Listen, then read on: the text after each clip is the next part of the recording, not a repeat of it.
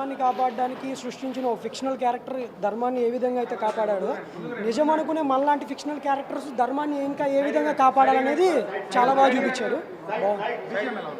BGM అదంతా చాలా బాగుంది, సూపర్. పవన్ కళ్యాణ్ గారి యాక్టింగ్ కానీ, నిధి అగర్వాల్ గారి యాక్టింగ్ కానీ అందరిది చాలా బాగుంది. ఇది ధర్మాన్ని కాపాడే దాని మీద చాలా బాగా చూపించారు. Thank you. సినిమా కూడా చాలా బాగుంది, అందరికీ నచ్చుతుంది. ఇది పవన్ కళ్యాణ్ గారు విశ్వరూప్. Thank you. చాలా బాగుంది. యాక్షన్ సీన్స్ చాలా హైలైట్గా ఉన్నాయి. హీరోయిన్ దగ్గర ట్విస్ట్ బాగుంటుంది.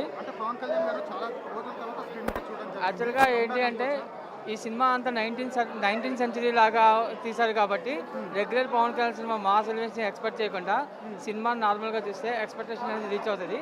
అంటే మీకు గబ్బర్ సింగ్ అలా ఊహించుకుని రాకుండా జస్ట్ 19th సెంచరీ సీరియస్ తీశారు కాబట్టి ఎక్స్పెక్టేషన్ చేయకుండా చూస్తే చాలా బాగుంటుంది.